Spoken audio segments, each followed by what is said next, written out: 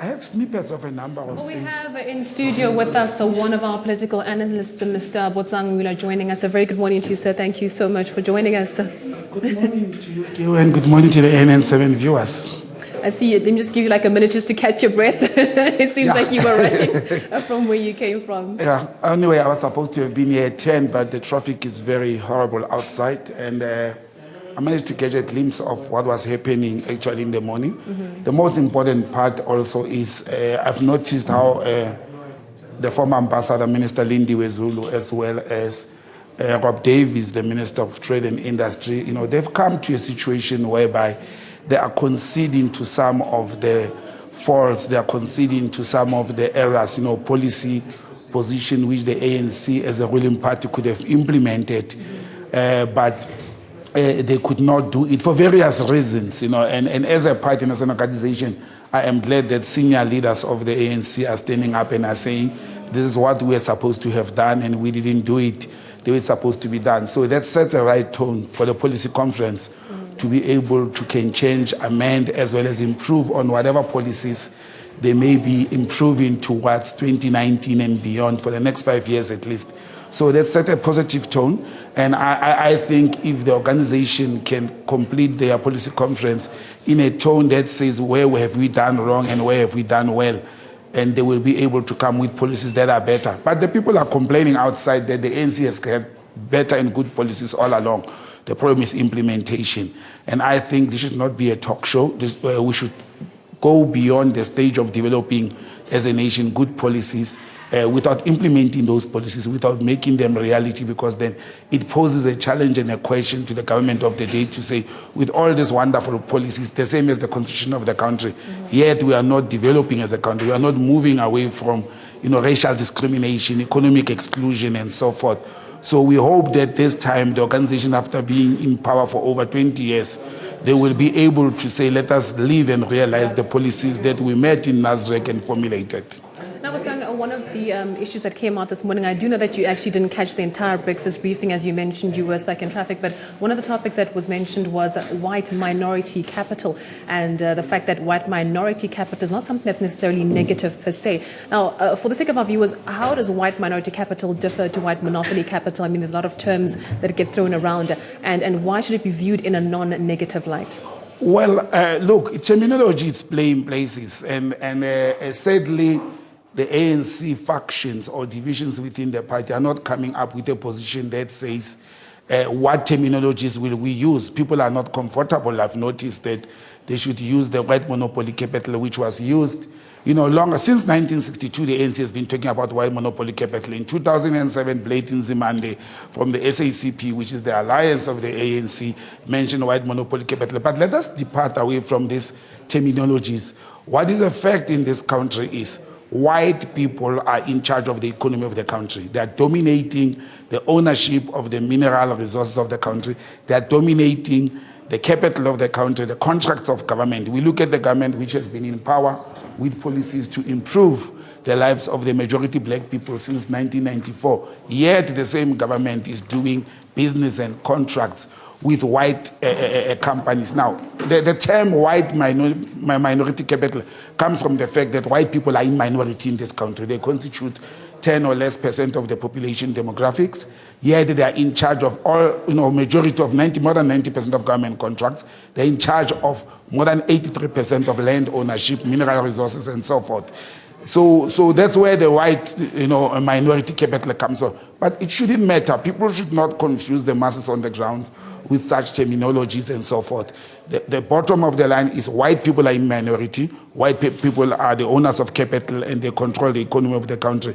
And we should not shy away from that. And we can also not continue to make rhetoric statements and noise about white capital without actually making a paradigm shift in that white capital.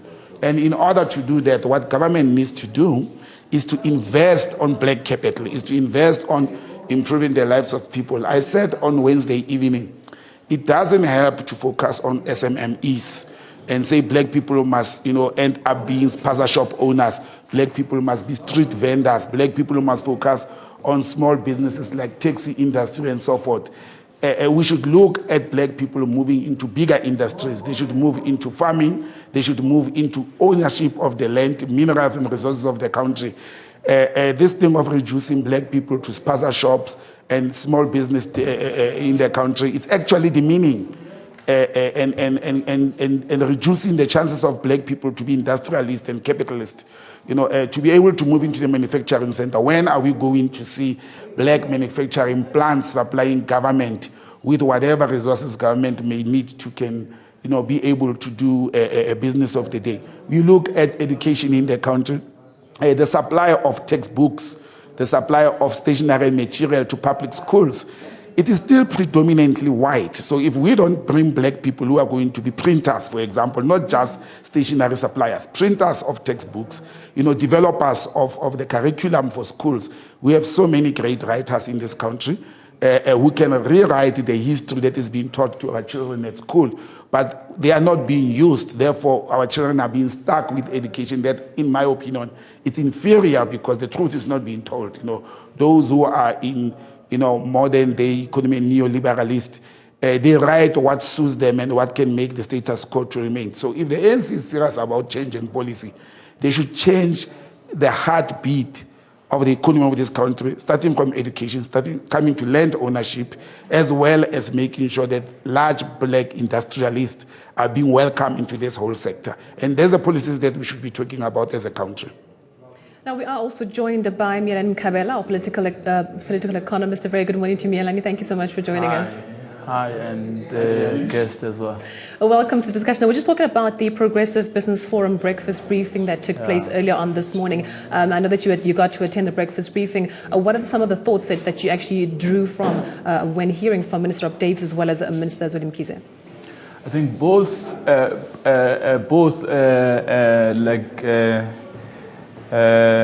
speakers, or the Treasurer General and Minister Davies, I think they have addressed the Progressive Business Forum very well, and I was impressed muchly with how Minister Davies has clarified the participation of black industrialists and as well accelerating it to 2018 instead of 2019 for the 100 black industrialists. That is a responsible focus for them to do that, because we want to see progress, and this progress needs to be seen the soonest.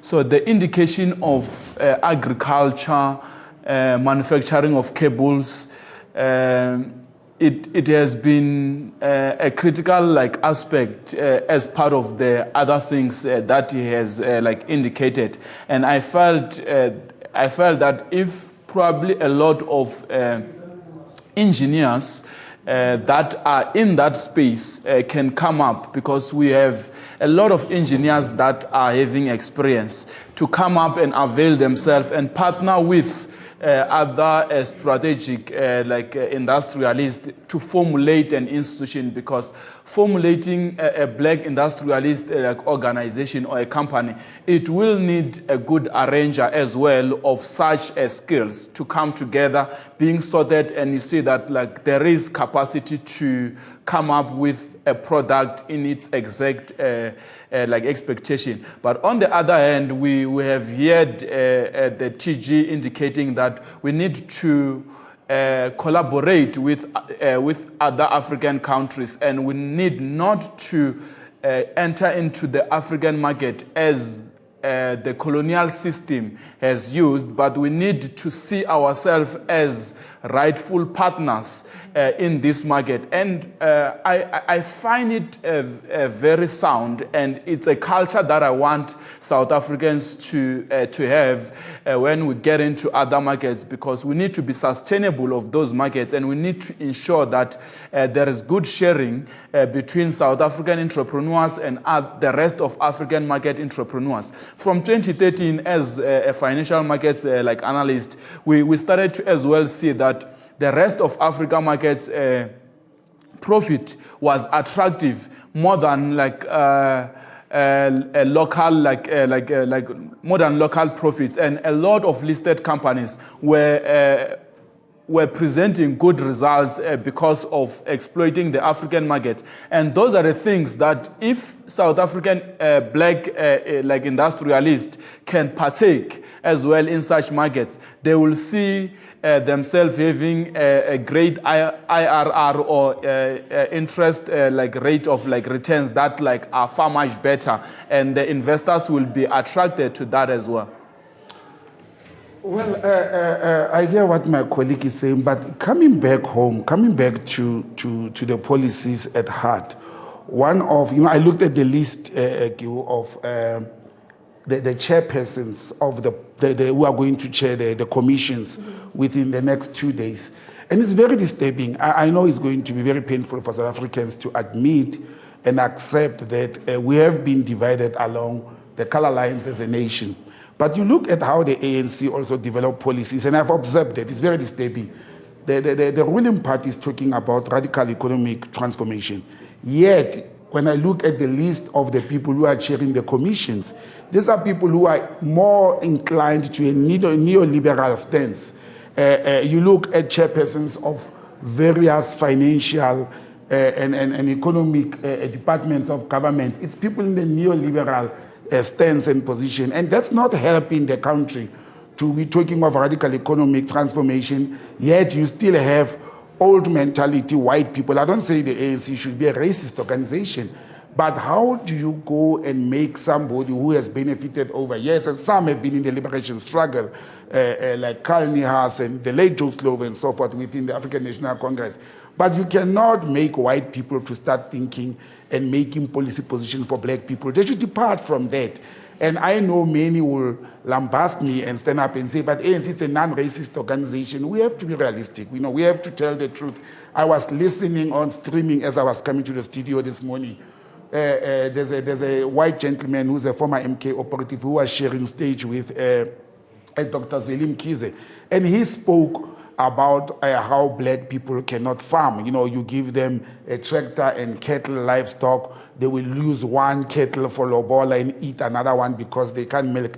I had found that very offensive, actually, coming from the leader of the African National Congress. Very racist to stand up and say black people can't farm, actually, when actually black people are the farmers in this country. They just don't own the farms. They don't own the land.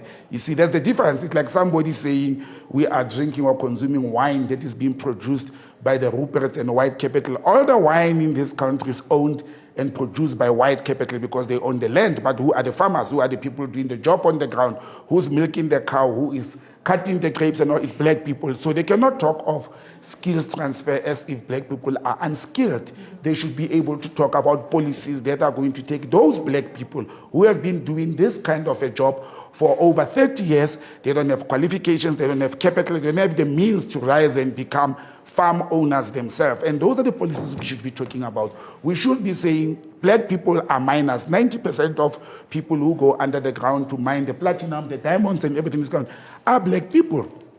But they don't own those mines, and that's where the difference is. So if we are going to start saying black people must be skilled on mining and farming and all those things, I do not know what they are talking about, because black people have been doing that. I made a joke the other day, and I said to friends, I don't know why did Helen Zille, for example, say the colonialists built this country. I've never seen a white person on top of a scaffolding. I've never seen white people building stadiums and roads. I see black people constructing this thing. What is lacking is black people don't have capital, don't have means, don't have land to can own these things that they are constructing. We are being surrounded around here by a beautiful, a trademark of the country, the Calabash, the FNB Stadium. I've never seen white people climbing scaffoldings building this FNB Stadium, but no single black person owns that stadium. And that's the sad part of state. What the ANC should be doing, they should come with policies that are going to make black people in this country to own the country. When ANC was formed in 1912, they came with slogans like Maibuye, but nothing has come back yet.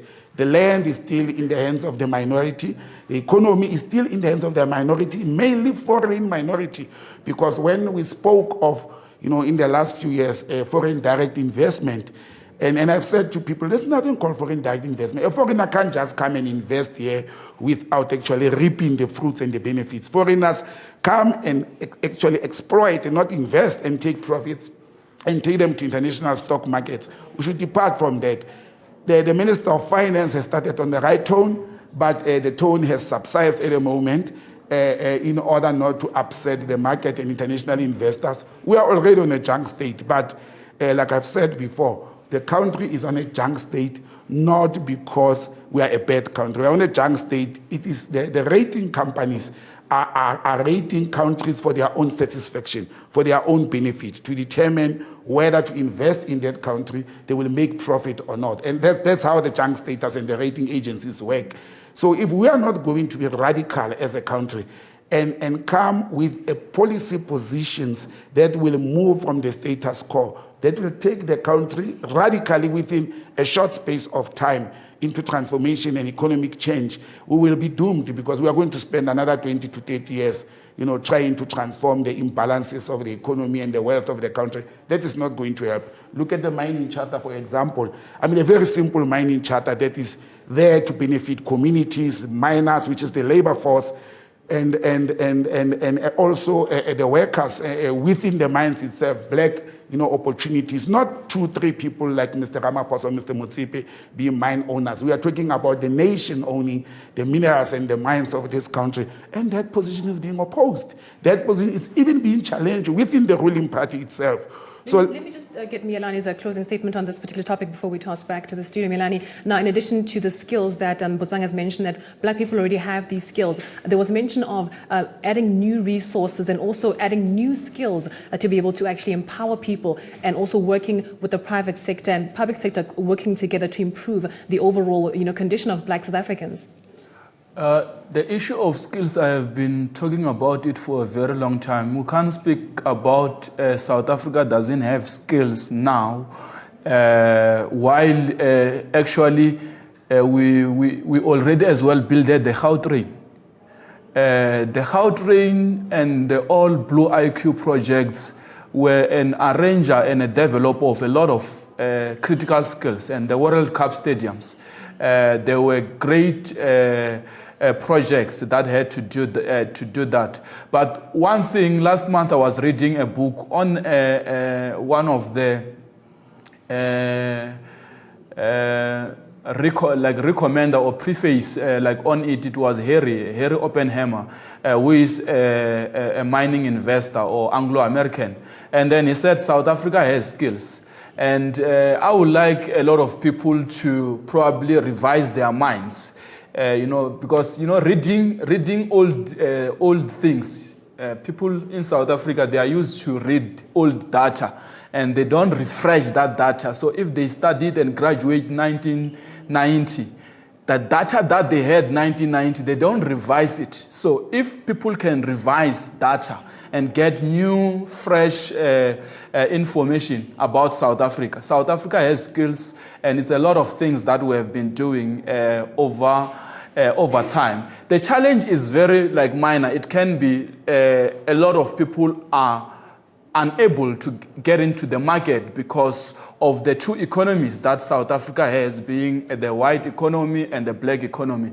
So, Thabo Mbeki spoke about these two economies, but even the ANC didn't probably put much focus on that, probably to clarify much and take that debate forward. But it is one thing that is limiting a lot of people to get skills. I will just give you an example. If I start a media agency now, or I get a full blown okay. Well, unfortunately, we're actually out of time, Yolani. We will come back to you later on. We have to take a short break right now and toss back to our studio in Midrand. It's over to you, Mfundo Mabalani.